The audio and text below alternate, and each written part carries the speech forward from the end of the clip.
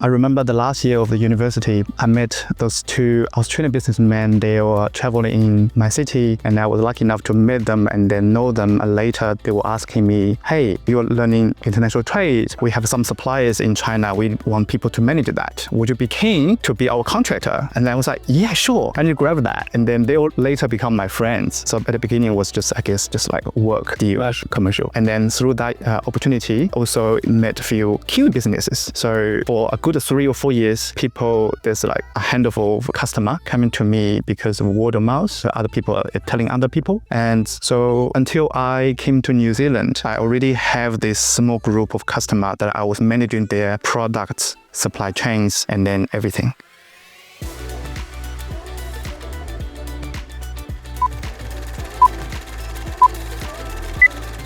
Awesome. So yeah, thanks for coming on the pod. Well, you might. Yeah, no, I like our objective or I guess what we're learning is that there's this massive gap in the market for where I think we'll be really focused is small to medium enterprise business owners. So that's right. And actually, how do you help curate a future for them through investing, saving, wealth management, estate planning, even potentially how do we help small and medium enterprise owners with cash flow management, for example. Like there's all sorts of stuff that we can really kind of help in market for that niche. And that niche is typically underserved, but has all the characteristics of the sort of client that we want, especially with our financial wellbeing program now, where we are coming into employers and we're actually helping their employees become financially literate and improving their financial well-being. So our real kind of niche and where we want to kind of get on the ground and learn from people is, entrepreneurs, small to medium business owners, and other, I guess, highly aspirational individuals. And that's where our brand fits. And this is the kind of setting, I believe, that kind of represents that pretty well. Amazing. Yeah. While you're talking, I was just, trying to navigate which category should I fit myself in. I think you don't need to fit into a category, right? By dox yourself. No. Well, that was actually, I remember us talking about it when we first met, of this whole kind of, I guess we are humans like to box things together into nice packages because it's easy to quickly come to a conclusion with something. It's a survival mechanism. True. However, how we ought to be seen individually is not boxed into something. Sure. And I guess that's, like Kalina said, maybe we can create our own box that matches what we want to do. And I guess that's what kind of we ask people around wealth and how they've designed their lives is, how have you designed your life around kind of building something or doing what you want to do? Because that typically, when we first started the episode, was, we'd ask everyone, oh, what does wealth mean to you? And almost universally, it was freedom. Yeah. Freedom to choose. So that's kind of taken us on a bit of a journey to go, well, maybe we don't ask that question as much anymore because we kind of universal kind of nailed it. Yeah. Like, okay, that seems to be the driver. So how can we then learn from TK about his experience and how you have navigated and kind of curated your life to match your skills and match your aspirations, etc. And that's where we can get into some kind of granular experiences that hopefully others find that they can relate to themselves and apply perhaps to what they do. For sure. No, happy to share. Cool. Okay. So Wing, describe to us what your first kind of realization around, hey, actually, I want to actively build my wealth. Like, what did that look like? Yeah, no, that's a good question. So if I look back, when was the moment I realized, it's quite important to me as an individual and also to the family. It was the time, because I didn't grow up in China. I moved here almost 6 years ago.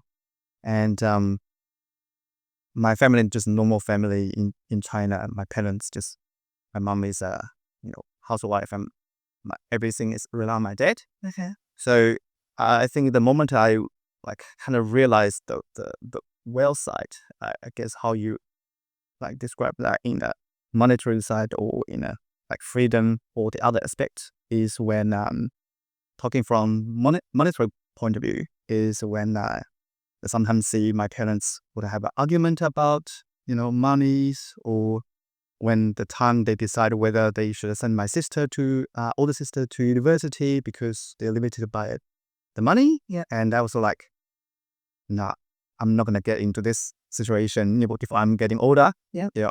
I guess that time I was like 14, 16 kind of thing.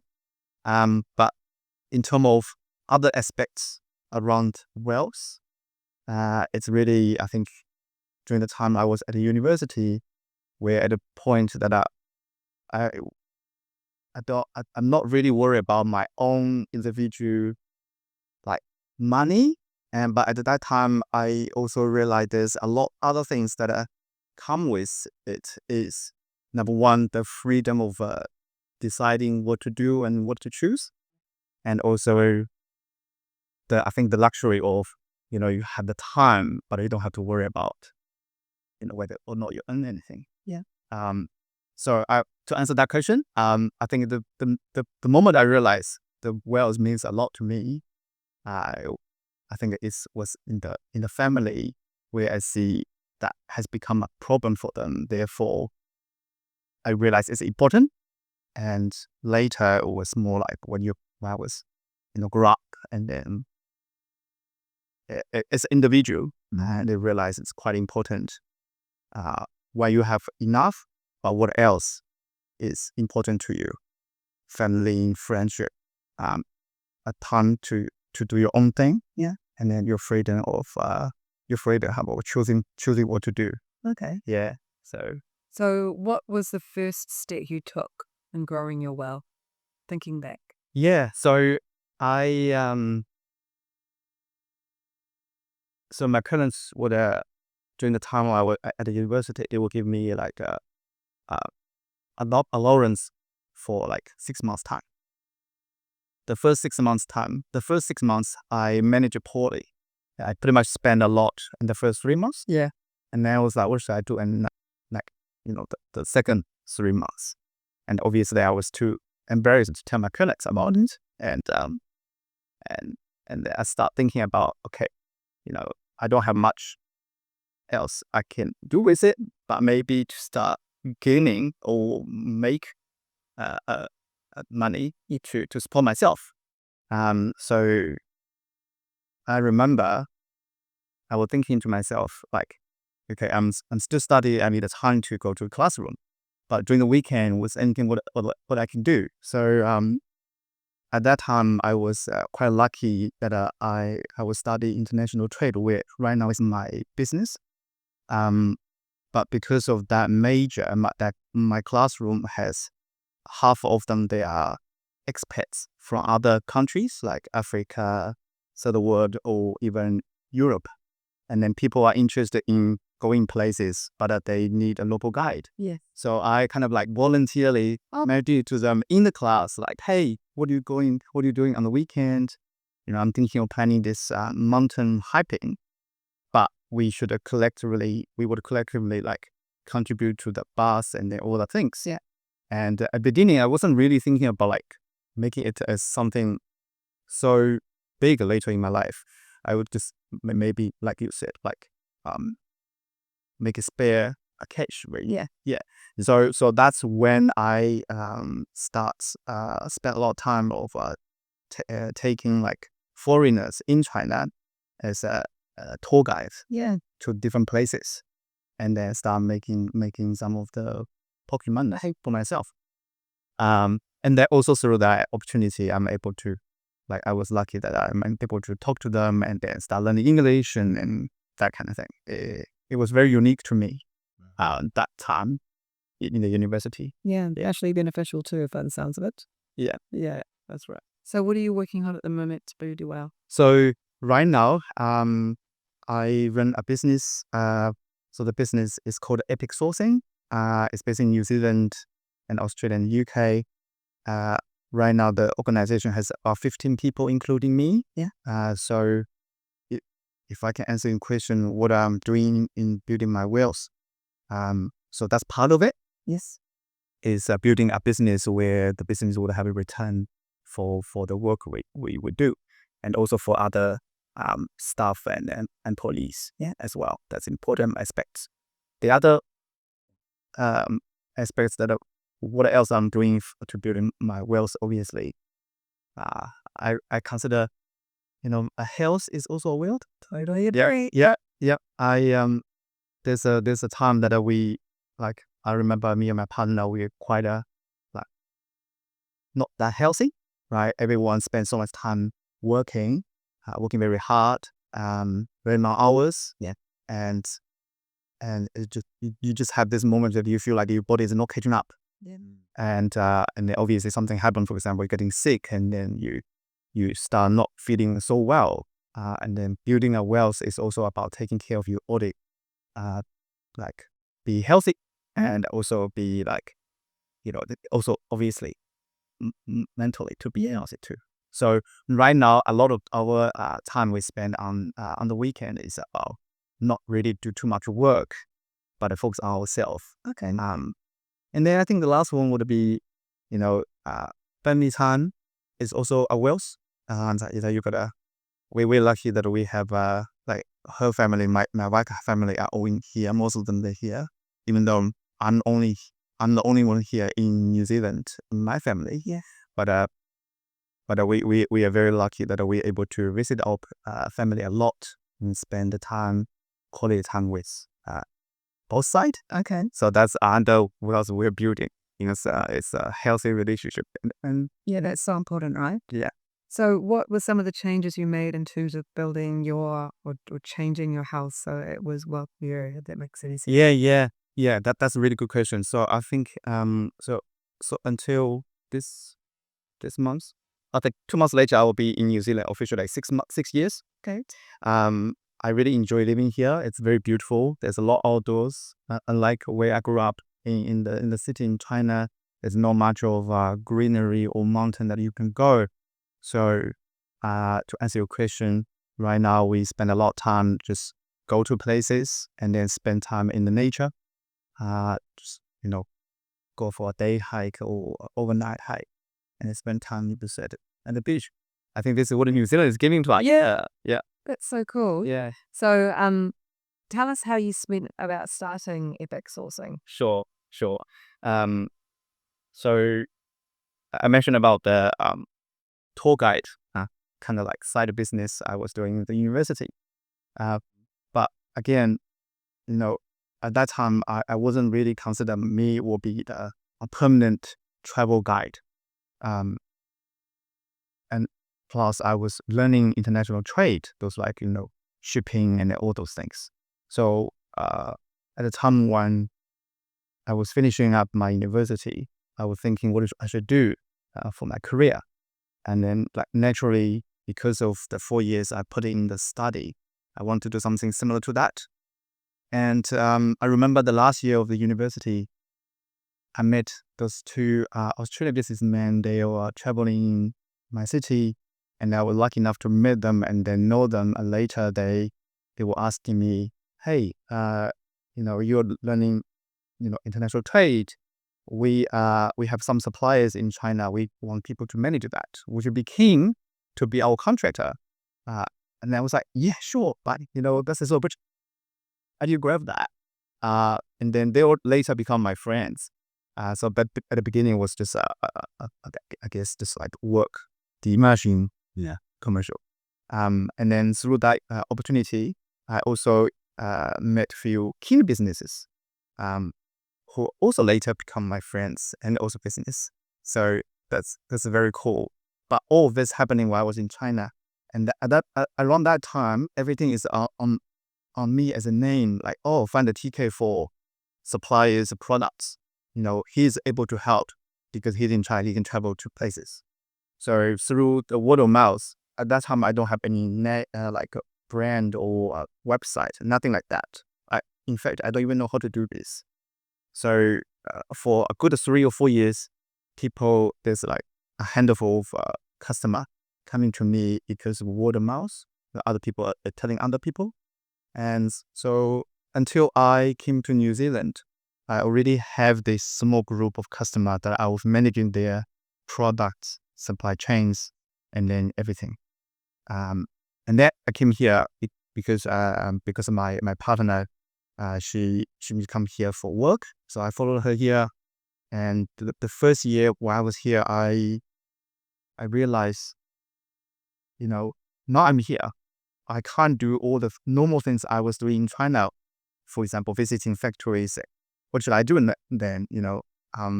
So I switched my mind of thinking, well, it's good a place to talking to potential customers. But talking to potential customers, I was thinking, instead of using me as my name, as an individual solo trader, maybe it should be a business name. And so this guy, who was my first Kiwi business, he kind of like made like a suggestion. Oh, just, you're epic, make it epic sauce. I was like, wow, that's a good name. Yeah, here you go. Can you use that name? No, he was like, cool, yeah. And so yeah, he suggested that name. I took it, and then COVID happened.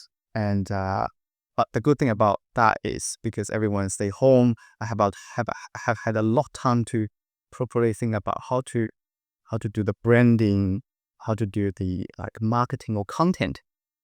So I guess everything happened for a reason. There's a lot of things I don't know how to do. Yeah. And then during the COVID time, I remember, that there's a few nights where I just was sitting in the lounge and on the sofa, and then my partner was leaning next to me and said, what are you reading? I was like, SEO. And then she was like, oh, such a boring book. But it was boring, but it's pretty cool. Yeah. Yeah. So so that's how the name Epic Sourcing came along. Through like a customer and me, and a little become friend, and then now become a trademark of a name in New Zealand, Australia, and UK. So can you talk us through how you went from being, you've got your company, it's just you, to having 15 employees? Yeah. Wow, it's such a new thing that I was learning still today after learning how to do people management. Such a hard thing. Yes. And you guys are doing employment business. That's amazing. This must be so hard. So come back to the first year I was here, because while I was in China, everything I'm able to call supplier, I can visit myself. But now physically I'm here. What should I do then? Yeah. So so there's one student, university student, who I firstly hired him for a trip to a factory to do some photo shooting, and then tricking glass and then cuts. He seems very reliable, so I gave him many more jobs like that. And then later he graduated, but at the time he graduated, COVID happened in China that year. So he said, hey, TK, do you have a full-time position? I would like to work for you. So he became my first employee. Yes. And yeah, and that's pure luck that I like. It's like a small job first, and then he became the first employee, and later I hired a few more because there's more work coming to us from New Zealand, Australia, and slowly at the peak of the 2022, we actually have 25 people. Okay. That was so busy. Even just the meetings internally was killing all my time. You have a meeting with this department, that department. But I learned a lot. I learned that internal staff are just as important as customer.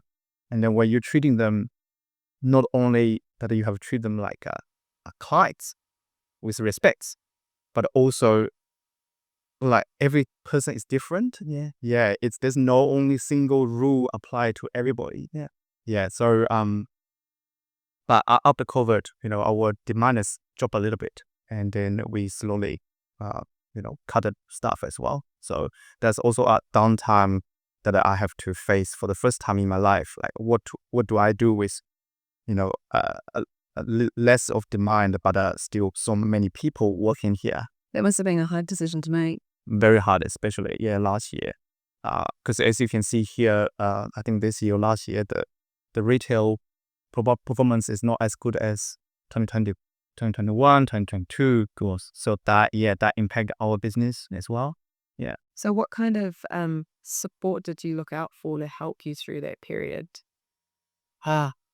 Firstly, my wife, my partner, she's always there. I can always freely talking to her about like what the issue we have, and then she's able to I guess look at the situation from the side lane, and then because I'm stuck so deeply inside.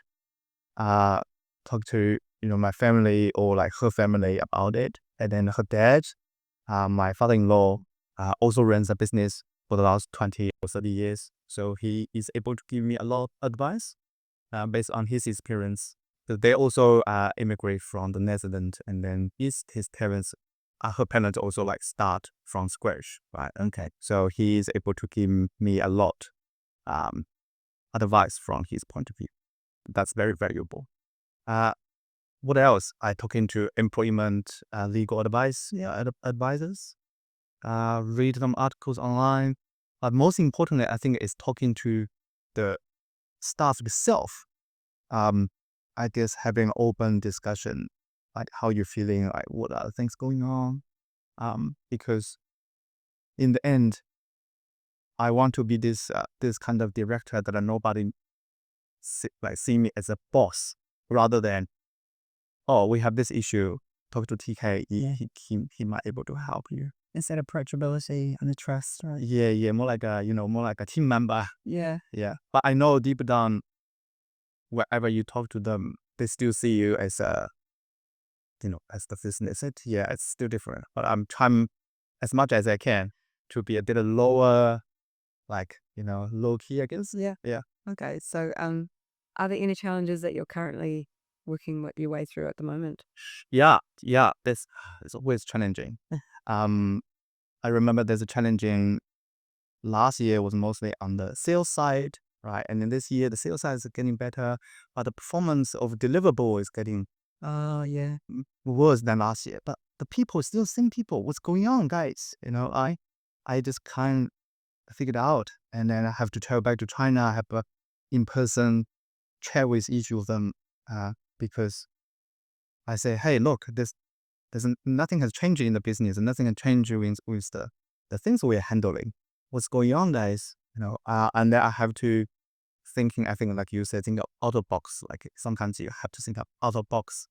Maybe it's time to introduce a local general manager or director in China, because I have always been remotely managing a big group of them from New Zealand. All my evening nights are spending on talking to them, having meetings. What split is between here and China in terms of your employee base? So it's 80-20. So 80% are in China, Vietnam, and then 20% are in New Zealand, Australia, and UK. Okay. Yeah. So majority of them, they are in Asia. So Vietnam is our new sourcing location that we started last year. And we have this amazing team of 2 people there working for us. They're so great. And but in terms of the question you asked me, Helen, like what the current challenge is for me is about deliverable. This year we have had some complaints from the customer. I guess it's not about there should be no complaint. There should be a proportional complaint, and then over the line it's not good. Lower the line is normal, right? So that's what I'm facing right now. And so, I mean, you mentioned you've just gone into Vietnam. So you've got China, Vietnam, New Zealand, UK, and Australia. That's like a good chunk of the world. So how do you deal with people in different areas, and how does that look like? Yeah. New Zealand was easy because you're able to see them every day in the office. That's pretty easy. And I was very lucky that the first employee I have in New Zealand, he is he is like almost to me it is a business partner now. And he's so dedicated to the work, and then he always think about the brand, the business. So I'm very lucky that in New Zealand I'm very well covered by them. Australia was tricky, very, very tricky. The reason it's tricky is because a lot of business come from Australia, like customer come from Australia. But to manage people, it's just another level because we're not presenting ourselves there. And we have people come and go. I guess from employee point of view, when you're working there, there's no like managers around.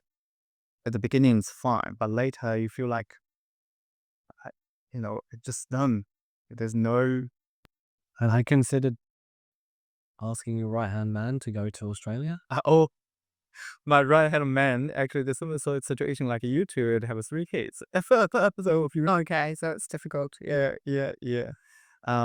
But no, I think for Australia and the UK, it's very it's hard in terms of the time difference. Yeah, it's also hard in terms of like so far away. Wherever we got our customer phone calls, and then they use a name as a reference, and we don't know what they're talking about, right? Australia is easy when they say, "Oh, you know that thing from Bunny?" I say, "Yeah, I know. What do you mean?" But when people coming from UK, do you know that thing from that brand? I was like, "No." Yeah. So, like, functioning in different markets as well, that must have its challenges, right? But, like, also political climates and the flow and effect from that. Like, how impactful is that on your business? Totally. Wow, this is such a good one. Like, I remember when the first time I got my like a long-term customer asked me, "Hey TK, all our supply chain suppliers are in China. I'm very worried. I'm worried that we all our eggs are in one basket. What should I do?" And I was like, well, we need diverse supply chain. Maybe we should shift to Southeast Asia. So from that moment, I start thinking, obviously, I can't do that just because for that business. Yeah. Right. But the more I got asked, the more I realized they needed to have, a supply chain diverse plans from here. So from 2022, we start planning, like you said, from geopolitical point of view. A lot of people, they're asking this not because they don't like Chinese products or supplies from China. It's about they worry about other like factors they're not in control. Yes. Right. So yeah, we look at it in Malaysia and in Vietnam, and then we landed on Vietnam. Early 2023, so last year. That's right. So as a way that we can tell our customer, hey, don't worry. Now, we got a base there. We're able to help you to diverse your current supply chain, maybe 30% to Vietnam, 70% stay in China. Yeah, and in the future, if we go to Mexico, great, we can anything else. Okay. Yeah. Cool. So we be actually thinking about this matter. Yeah. Yeah. It's a tough one, though, right? Like, It's a very tough one. yeah. Yeah. Do you find with kind of Kiwi culture and being based out of New Zealand and choosing to make it your home, have you found since you first kind of moved here in 2019 that maybe we've progressed beyond some of the low-key racism, I suppose, that was Yeah. what is still prevalent here, but have you found that it's improved at all, or you don't get as much pushback now that we're 6 years down the track? I definitely see I can like the, in this business with 50 plus people or people come to us or I have to have a meeting or talk to them. I can see there's up and down on this topic. I remember, so there's a few things. Obviously, when I came here in 2019, everything's new. But when everything's new, you feel fresh, you feel exciting. So some of the racism side or other side, it doesn't really impact you too much. Okay. Right. I remember the first time I was encountering the racism was I was walking on the street in Kingsland, and then there's this man walking towards me, and I'm walking towards him. It's just like quiet afternoon, and then he looked at me, I look at him, and then as soon as he like got this much close, he would just spit on the ground. He just like, And then, but at that time, I haven't got this click. What was that? Should I be insulted? Is this insult? Well, how far?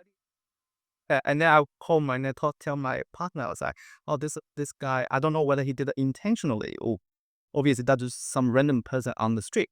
But coming to the business side, yeah, there's a plenty time we have people ask me like, oh, I wanted to, import this product, but I'm also worried that, you know, you Chinese people don't know how to make a good products, but they put a label of like Chinese manufacturers, but in a way, in their head, they probably don't even notice or realize, but they kind of like put a little bit of Remember trade. yeah in it, yeah, and then they sometimes would also be if things go wrong a little bit, they would blame on you don't know what should be done, and then they kind of put it like they're in the higher position saying you don't know in a way, but they're saying in a neutral way, but they actually not really. Yeah, they kind of implementing saying that you're stupid. Yeah. Yeah. So how do you so that must be a really tough thing to have to front. Yeah. What have you done to protect your mental health around that kind of thing? Yeah, I put like there's many times like there's a time I remember my partner and I we walk into a breakfast on Sunday, and then this truck driver was just yelling at me, right? I eat all there. By the time we're in Euclimus, and then this teenager was just shouting at me, say, "Oh, go back to your bakery," something like that, right? And I think at that time, like on that moment, I will feel very strongly, oh shit, they they're not being nice to me, and there's few things like help me. I think on this matter is like number one, my partner should always be there, and she will feel very like passionate about this, right? And then secondly is I think New Zealand is a very unique country where in Auckland 30% are Asia, right? And then I think there's a community here. I can feel it a bit of belonging. Yeah, I guess.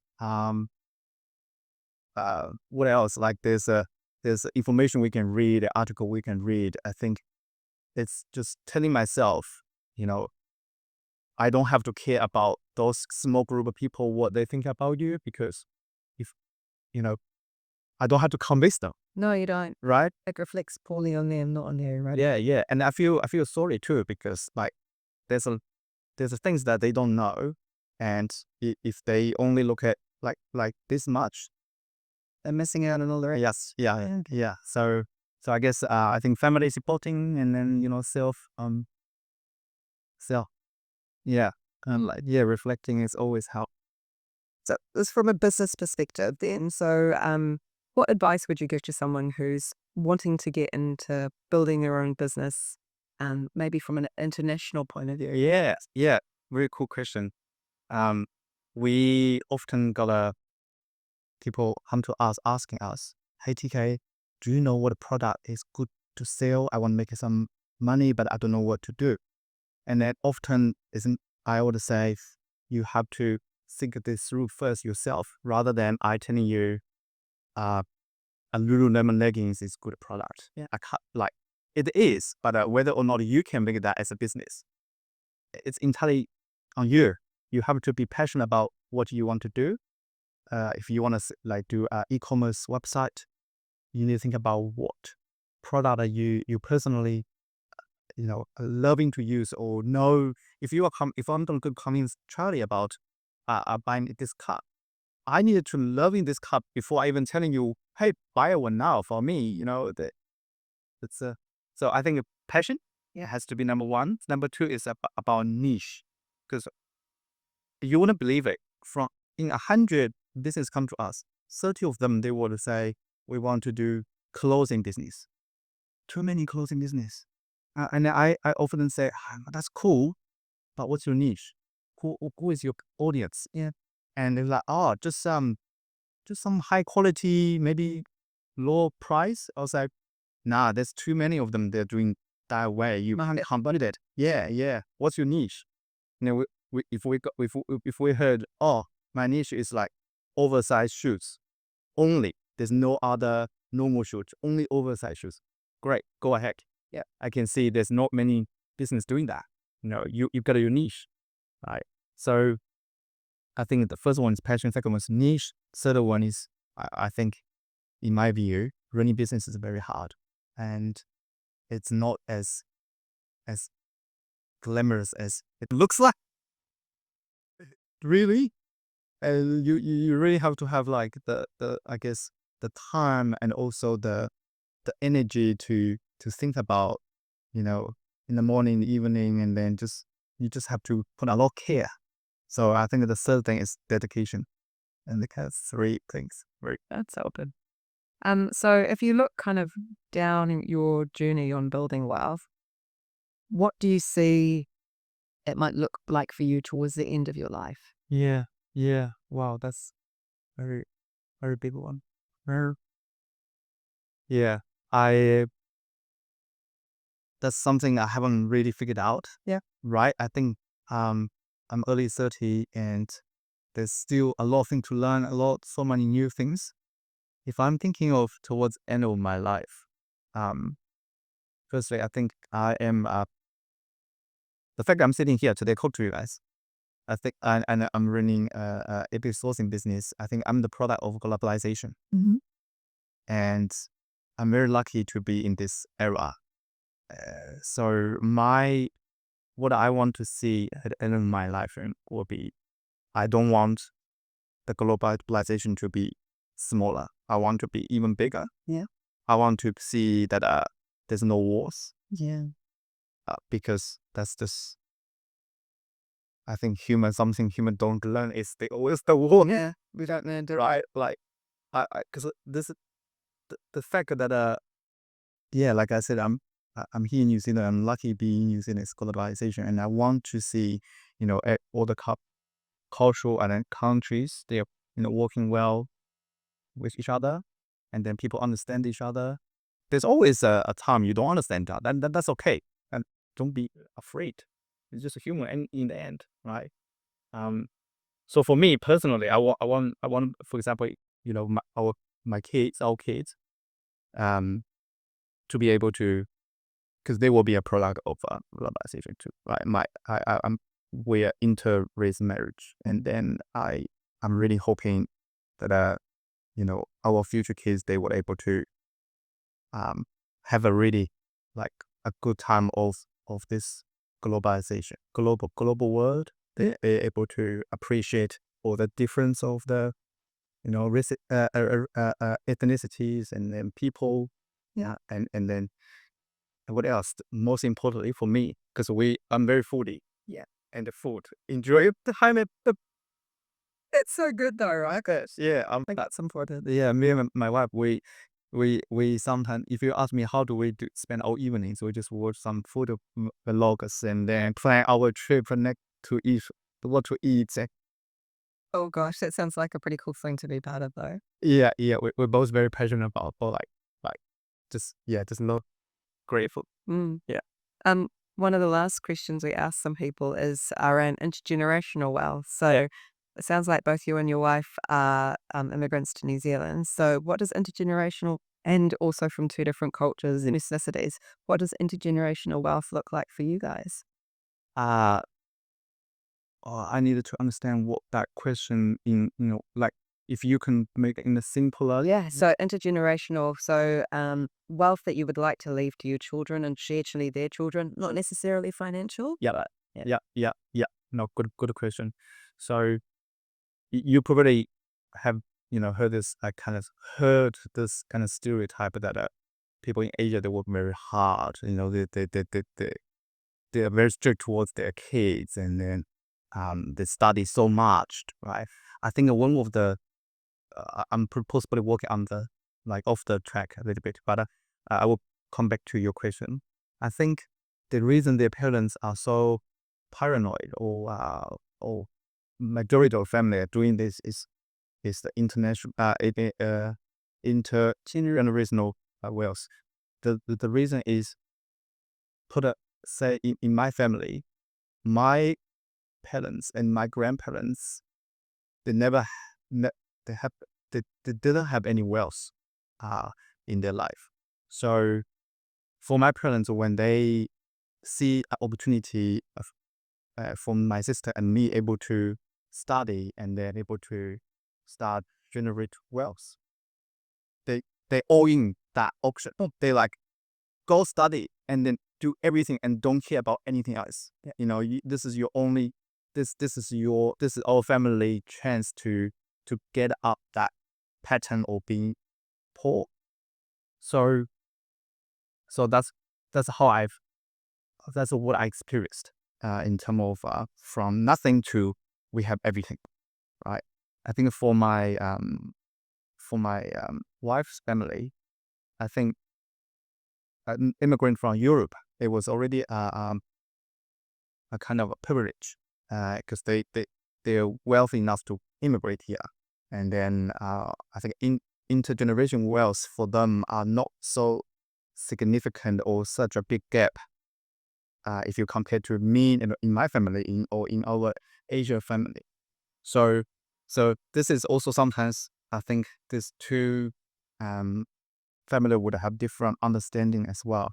The best example is that when my parents the first time visited New Zealand and visited her family, we're in Nelson, and my partner's family owns a big like a lifestyle block, and my partner's family, they're very passionate about environment and planting trees, and then so when my parents first visited them, and my dad was asking her dad with translator machine, by the way, say, "Oh, I see you are doing all the planting and then those trees. What are you planting? What are you going to sell?" And then her dad said, "No, nothing of them are for sale. There are no vegetables.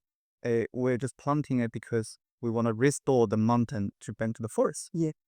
And my parents just can't comprehend that ideas, because for them, it's like, why are you not taking opportunity to plant something that you can sell them and become money in there? So it's a fascinating. Different mindsets, right? Yeah, different message. It's very crazy. So, but I think come back to your question. What I would like to for me and my partner to to live for my kids, obviously, I guess a comfortable life, and then have enough and possibly a little bit extra so that they can focus on their own personal personality development. And I think for my current for my parents, for my family, my older generation, I want to give a lot back to them because they have given up a lot to raise us as their kids. So I think this goes both ways. One towards my older generation, one toward the future one that we don't have yet. But we surely will plan that. But That ties really nicely into your definition and how family sits into wealth for you, right? yeah, You know, creating a spouse that goes up and down in your family. It's really lovely. that's right. That's right. Yeah. Awesome. Well, thank you so much for your time. I really appreciate it. No, thank you so much for your time as well. And I'm very glad I could be here. Thank you. Cool. Thank you. Awesome. Thanks.